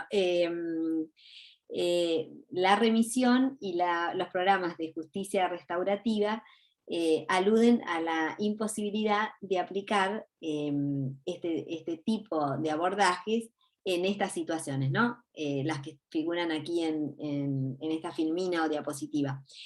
Sin embargo, en la suspensión de juicio a prueba no lo hemos planteado expresamente, no ha quedado consignado en la ley, así que quizás nada impediría, no sé, lo dejo como tema para debate o para opinión de Alejandro, de los Juan Pablos, a ver qué opinan, pero en principio, si bien es cierto que todo lo que no está plasmado en la ley se rige subsidiariamente por el Código Procesal Penal de Adultos, y entonces ahí quizás también tendríamos el mismo límite, pero lo cierto es que al abordar la suspensión de juicio a prueba, se le dio una amplitud más que saludable, muy interesante, por cierto, pero no se previó ningún tipo de limitación, como sí se previó para este tipo de medidas alternativas o de dispositivos de resolución de conflictos, como son los programas de justicia restaurativas y la remisión.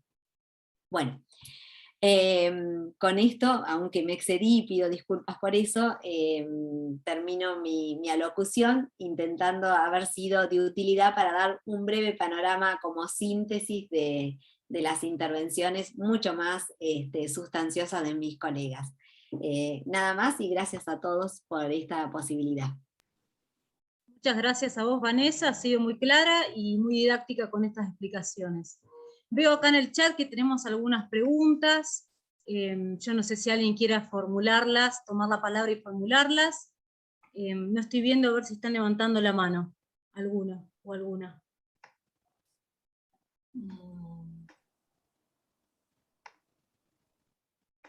Si no, las leo, no tengo problema. Bueno. No encuentro mi manito, pero... Ahí sí. Sí. Gloria Lugoni está hablando, te cedo la palabra. Quería hacer este comentario. Teniendo en cuenta, tal como estableció Alejandro en su exposición, que este nuevo escenario de intervención con adolescentes en conflicto con la ley penal requieren, como parte del sistema integral de protección de las infancias y adolescencias, nuevas modalidades de abordaje. Entonces mi pregunta, no solamente un cambio de paradigma que creo que todos tenemos que avanzar en ese sentido, sino también en el abordaje que se tiene que dar con respecto a esta nueva situación. Y en ese sentido le pregunto a todos los expositores cómo visualizan la intervención del trabajo interdisciplinario en ese sentido, y sobre todo qué necesidades de capacitación, actualización serían necesarias para poder operar desde este nuevo paradigma. Si quieren arranco yo, porque me parece que están tímidos mis colegas panelistas. Hola Gloria, ¿cómo estás? Te había visto por ahí. Respecto de lo primero que decís, la cuestión del paradigma, lo que hay que tener en cuenta es que este paradigma implica desde las políticas públicas una epistemología que incorpora a un sujeto que hasta el momento en el ámbito penal no estaba incorporado como sujeto, sino que estaba incorporado como otra cosa o con otra entidad. Después tengo que decir algo que es bastante antipático, pero que hay que decirlo. La Convención de los Derechos del Niño es del 89. La capacitación en derechos de la niñez, en perspectiva de infancia, en psicología de las infancias y adolescencias, es obligatoria desde aquel momento. El Comité de los Derechos del Niño lo viene diciendo desde su primera observación, que se titula Propósitos de la Educación, que todos los operadores estatales y efectores en materia de derechos de la niñez se tienen que capacitar en todo esto. Si se ha hecho o no se ha hecho, bueno, cada quien revisará en sus organismos, en los lugares donde participa, en la comunidad, etc. En el ámbito penal, el estándar de este nuevo paradigma es la construcción colectiva de medidas. Ya ese antiguo estándar de la construcción jurídica unipersonal de medidas, sea la fiscalía el que tome la medida, sea el defensor o la defensora que tome la medida, sea la asesoría la que tome la medida, sea la judicatura la que tome la medida, hay que desterrarlo, ese paradigma propio del tutelarismo, de la concentración de dinámicas, de roles y de perspectiva en una sola persona, lo que Marivelos denomina el reduccionismo legal, que torna en incompatible la política pública con el paradigma de la convención. El paradigma de la convención es de la construcción colectiva de medidas. Entonces, cualquier medida, y respondo a la otra pregunta que había ahí en el chat sobre cuál es la participación de los equipos técnicos en esta norma, la participación del equipo técnico o multidisciplinar que fuera, tampoco es necesario, como desde el paradigma tutelar, generamos un dispositivo donde haya un asistente social, un psicólogo, un médico y solucionamos el problema de la interdisciplina en el ámbito de la normativa. No, no es ese el paradigma tampoco, eso también es una política pública del tutelarismo. Lo que es necesario es capacitar de manera intra, inter y multidisciplinar, reconocer la perspectiva disciplinar específica para cada caso en concreto. Doy un ejemplo absurdo para que se entienda lo que estoy diciendo. Si hay un niño que comete un delito para procurar estupefacientes porque tiene una adicción, quien tendrá el poder de decisión disciplinar más importante no va a ser el juez, sino el profesional tratante de esa problemática. Y esta norma, gracias a Gloria, gracias a Lautaro García que intervino desde el Colegio de Psicólogos, gracias a las organizaciones de la comunidad que participaron, y a Tato y a la gente de los dispositivos no penales que participaron, contiene normativa que reconoce la importancia de la interdisciplina sin reducirla jurídicamente o que pueda en el proceso ser fagocitada por la concepción jurídica. Entonces, la labor de capacitación tiene que ser, como dice el comité, continua, sistemática, e intra, multi e interdisciplinar. Y eso, esa misma lógica, es la que tiene que luego volcarse en la construcción colectiva de medidas. ¿Sí? Entonces, supónganse, les voy a dar un ejemplo tutelarista. Una persona es encontrada responsable de cometer un delito cuando tenía 17 años, se le impone desde la judicatura que haga un tratamiento psicoterapéutico por un año. ¿De dónde sacamos eso? ¿Qué herramienta tiene el juez o la jueza para decir que tiene que durar un año y que tiene que ser solo psicoterapéutico? Ninguna, muy pocas, o de apropiación interdisciplinar con reduccionismo legal, que es lo que vengo diciendo. Entonces, ¿qué medida, qué abordaje, con qué grado de revisión, con qué entidad, en qué institucionalidad, mediante qué profesionales, en qué ámbito, de acuerdo a qué contexto, en torno a qué dinámicas, si interviene la familia, la comunidad u otra organización? Todo eso tiene que ser construido colectivamente desde las disciplinas que mejor se adecúen al caso y que ya vengan interviniendo en el caso, porque por eso hablaba hoy de corresponsabilidad al principio. Si ustedes miran la ley, no hay un equipo técnico en los juzgados de control, un equipo técnico en el juzgado de juicio, un equipo técnico en el juzgado de ejecución, un equipo técnico para la justicia restaurativa. La ley habla de equipos técnicos o de multidisciplina.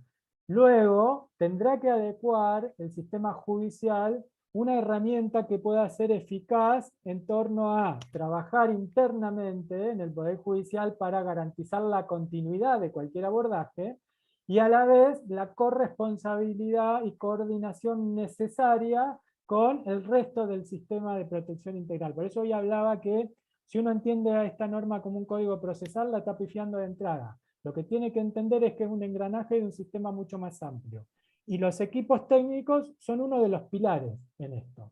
Porque además, garantizar la eficacia de la intervención, garantizar que la intervención sea una intervención de calidad por la capacitación sistemática, y en capacitación sistemática lo que se recomiendan de los organismos internacionales y también de algunos nacionales que revisan las prácticas en las provincias es que se revisen las prácticas también, ¿no? No que organicemos una charla de 10 horas por año y con eso garantizamos la capacitación, eso no le sirve a nadie. Los libros los puede leer cualquiera que sepa leer y que tenga un grado de comprensión más o menos adecuado. Lo que tenemos que capacitar es en estrategias de política pública que puedan ser eficaces y sustentables, como dice el comité. Y para eso es necesario la coordinación interinstitucional. Doy un ejemplo absurdo para que se entienda. Tiene que haber, por ejemplo, un protocolo de actuación de la fuerza de seguridad en relación a la niñez e infancia que aparezca como indicada de cometer un delito, porque eso puede conspirar contra el abordaje de otras agencias, puede obstaculizar, si no es adecuada la intervención, con, por ejemplo, la intervención de los dispositivos locales de la ley 2703, etc.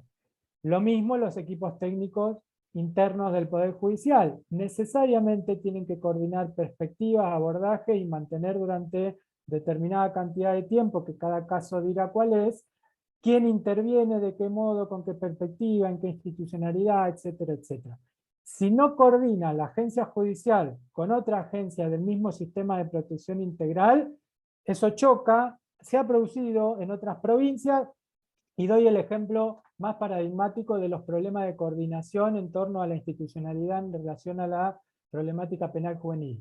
En Buenos Aires una ley parecida a esta triplicó la privación de la libertad de los niños, niñas y adolescentes. Y uno de los problemas que hubo fue la falta de coordinación interinstitucional para el abordaje de las problemáticas en la infancia y en las adolescencias. Empezando por la prevención temprana, lo que decía hoy Juan Pablo Meaca, ¿no? No empezar a intervenir cuando un pibe cometió un robo a mano armada, ¿no? Empezar antes. Nosotros tenemos una ventaja. En esta provincia se trabaja muchísimo mejor en niñez y adolescencia que en la gran mayoría de todas las otras provincias. De hecho, es la provincia con menos conflictividad penal de todas, en comparación tanto en cantidad como en calidad. Y eso es una ventaja enorme. Entonces, cuando nosotros desarrollemos sistemas de capacitación, tenemos que tener en cuenta esto. Porque también en derecho, en asistencia social, en psicología y en la disciplina que cada quien decida incorporar a esta capacitación, rige el paradigma porteño-centrista, ¿no? Y esto a los porteños no les gusta mucho que se lo diga, pero es la verdad. Se suele capacitar pensando en problemáticas que son más de conurbano bonaerense y la capital federal que del resto de las provincias, ¿no? Y acá vivimos en un país federal donde cada provincia tiene realidades que son muy distintas a esa. Entonces tenemos que capacitar, como dice también Eduardo Aguirre, de manera situada. Y esta ley es una ley situada. Tiene herramientas que si uno se lo pone en la ley de Buenos Aires, no puede funcionar nunca. Sin embargo, en nuestra provincia, nosotros creemos por el estudio particular de toda la provincia que puede funcionar perfectamente. Y una de estas cosas es la que decía hoy, tanto Meaca como Bonino. Al intervenir de manera interdisciplinar e integrada desde hace mucho tiempo los mismos actores, la coordinación es mucho más fácil. Distinto es intervenir sobre 3 millones de personas como puede ocurrir en el sistema penal juvenil bonaerense, ¿no? No sé si respondí. Perfecto, también vinculado a esto que respondió Alejandro, estaban comentarios relativos, bueno, a la capacitación, que ya lo explicaste de manera pormenorizada. También hay comentarios donde dicen, me parece que ese es uno de los núcleos más duros de abordar, cómo ir modificando esa arquitectura organizacional, ¿no? es un poco de lo que vos también me estabas comentando. No sé si alguien tiene ganas de hablar, de tomar la palabra, de hacer alguna otra pregunta, o los mismos expositores y expositoras si desean realizar algunos otros comentarios o aportes.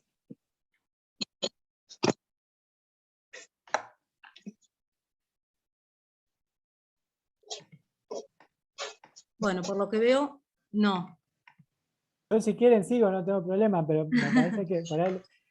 no, lo que decía Marcos, como para apaciguar también un poco, Emilio García Méndez le denomina paradigma de la ambigüedad a estos procesos de transición en materia penal juvenil, con un criterio que ya Antonio Gómez da Costa había estudiado en el sistema brasilero, que fue el primero en empezar a impulsar esta adecuación convencional.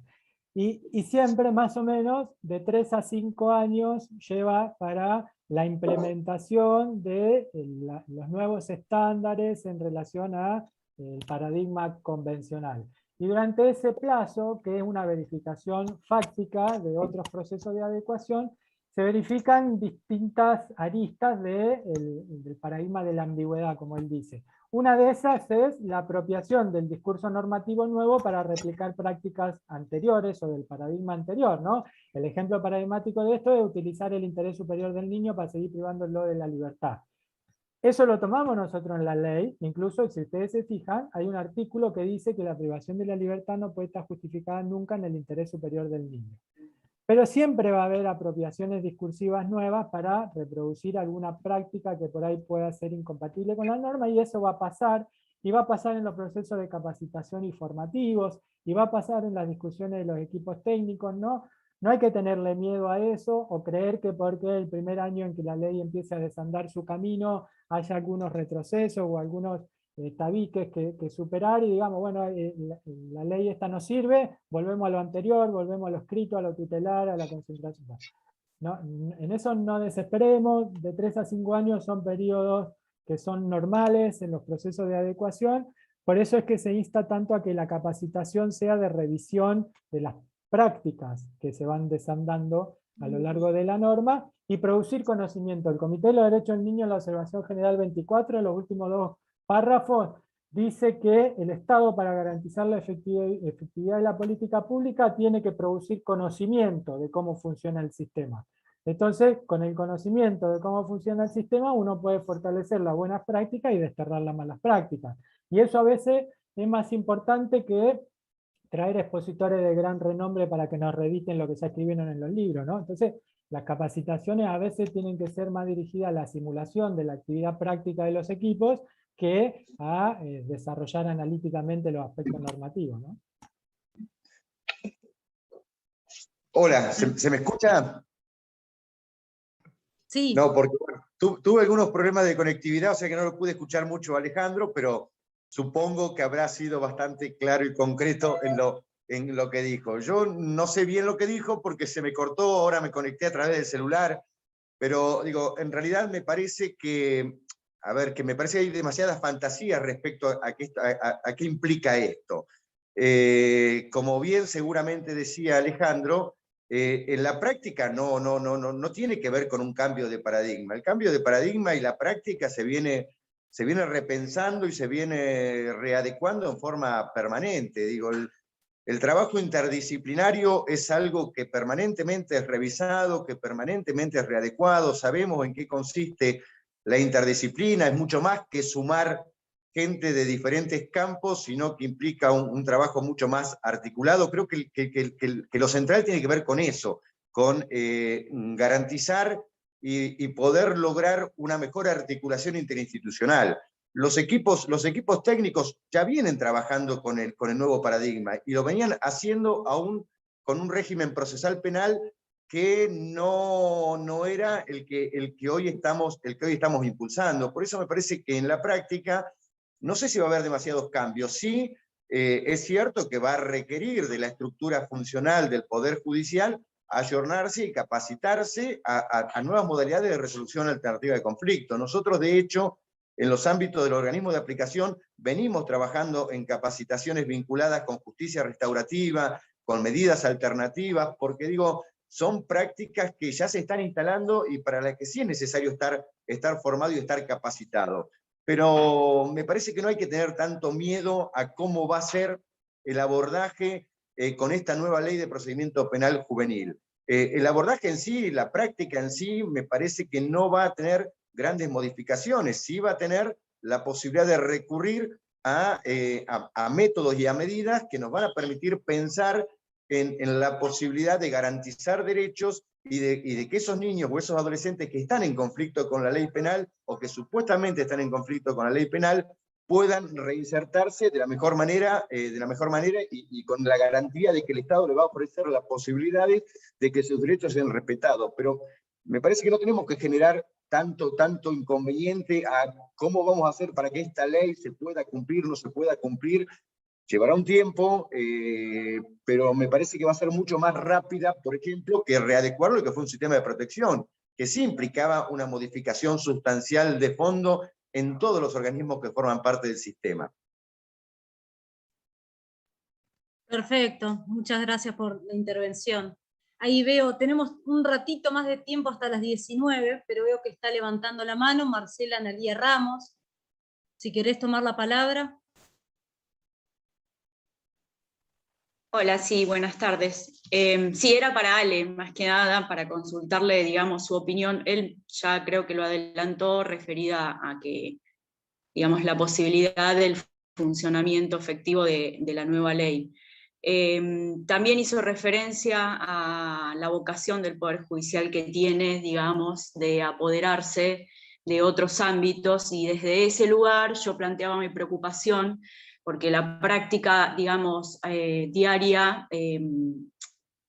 más que nada en cuestiones de niñez y adolescencia, siempre está como en una zona, si bien esta ley le va a dar seguridad, digamos, le va a dar un marco, siempre está como en una zona así un poco, en una arena movediza que no permite, digamos, afianzarse. Entonces yo desde ese lugar, por ahí preguntarle bien a Alejandro, si él cree que estas prácticas que suele tenerse en el ámbito, digamos, de adolescencia, no pueden, digamos, conspirar contra la finalidad que tiene la norma en sí.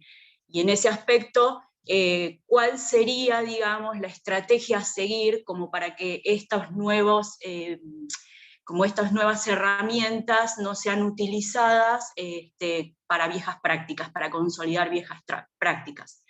Bueno, simplemente eso, gracias. Bueno, primero renuncio al Poder Judicial y después te contesto lo que pienso. No, pero yo arranqué diciendo algo de eso, y por eso ejemplificaba que incluso antes de ponerse en vigencia la ley ya hay un fallo que conspira contra el objeto de la ley, ¿no? Entonces, que por suerte fue adecuado y encarrilado nuevamente en el buen sentido por el Superior Tribunal de Justicia, y eso me parece que es una decisión política institucional que era esencial, ¿no? Al menos en ese momento de arranque de la norma. Yo decía, porque ha pasado en todos lados, no porque vaya a pasar solamente acá en La Pampa o porque seamos protagonistas en La Pampa en este sentido, ¿no? Las resistencias activas y negativas provenientes tanto del adultocentrismo como del tutelarismo, como del reduccionismo jurídico o legal, van a existir, van a estar en todos los frentes. También los va a ver desde otras perspectivas. Hay profesionales de otras disciplinas que no son jurídicas, que también están convencidas y convencidos muy fuertemente en relación al tutelarismo y a la protección especial cosificante de niñas, niños y adolescentes, y esa resistencia van a estar, ¿no? No se puede echar a las personas por condición ideológica del organismo del Estado. Esa resistencia van a estar. Algunas van a ser más activas por una estrategia ideológica en sentido contrario al fin de la norma, y otras serán más pasivas por adecuación al paradigma cultural que cada quien tiene incluido, o que la propia agencia judicial decida reproducir, porque ustedes también saben que la agencia judicial jerárquicamente es muy vertical, ¿no? Entonces, y todos los organismos son muy verticales. Y yo puedo tener en una fiscalía, en una defensoría, en un juzgado, todo el equipo técnico comprometido con el paradigma convencional, pero si el que dirige ese equipo y firma en definitiva la medida dice que vamos a patear en contra, tenemos que patear todo en contra. Y eso es un problema a resolver, tampoco es un problema irresoluble. La capacitación, la formación y el compromiso institucional de las máximas esferas es esencial para eso. Por eso es que en esto hay que tomar nota de la criminología crítica, en tanto dice que todos los organismos del Estado son políticos, y eminentemente políticos y prioritariamente políticos. Entonces, si el Superior Tribunal tomó la decisión política que tomó, revocando ese fallo del TIP que no garantizaba especialidad y que reproducía adultocentrismo, esa decisión política marcó la cancha para que todo el mundo se encarrile de acuerdo a la especialidad. Y si eso sucede en cada organismo, para que políticamente el fin de la norma sea un poco más parecido a la realidad, ustedes también saben que siempre hay diferencias entre el deber ser, ¿no? Lo que la norma aspira a ser y lo que finalmente la realidad es, ¿no? Y en eso tiene mucho que ver el concepto de efectividad, pero las decisiones políticas en cada ámbito particular y sobre todo de las altas esferas de los organismos institucionales son la herramienta más importante en esto, porque el Superior Tribunal decide cuál es el conjunto de agencias que va a intervenir, decide cuál es la capacitación y con qué grado de desarrollo se realiza, con cuántos recursos van a contar, qué tipo de interinstitucionalidad puede acordar con los sistemas no judiciales, etc. Esas decisiones políticas a veces son más importantes que las decisiones chiquitas, ¿no? o de alguna instancia en particular. Eso es lo que pienso que va a pasar, porque lo hemos visto en otras provincias, pasó en Buenos Aires, pasó en Río Negro, pasó en Córdoba, pasó en Neuquén. La Pampa no es una isla, como ya lo sabemos, en un montón de aristas, va a haber resistencia. Habrá que estar atentas y atentos, relevarlas, fortalecer las que son buenas prácticas y tratar de derrocar las que son malas prácticas. Y después el Consejo de la Magistratura tiene una función primordial. Si exige perspectiva de niñez y adolescencia en los concursos, ingresarán a los espacios de decisión gente que pueda coadyuvar con el fin de esta norma. Si el Consejo de la Magistratura decide no incorporar la perspectiva de niñez y adolescencia en sus concursos, entrará gente que no se sabe para dónde va a salir corriendo. Eso es así. Gracias, Ale. Bueno, hemos llegado al fin del encuentro, lastimosamente. Les agradecemos, por supuesto, una vez más a los expositores y a la expositora, Vanessa Ranocchia, Alejandro Ocio, Juan Pablo Meaca, Juan Pablo Bonino. Gracias por enriquecernos con sus experiencias, que no son más que fruto de sus trayectorias, ¿sí? Y obviamente a la audiencia en su conjunto, y esperemos encontrarnos en un nuevo evento, en un nuevo encuentro. Saludos a todos y a todas. Hasta luego. Gracias, saludos a todos. Hasta luego. Muchas gracias, saludos.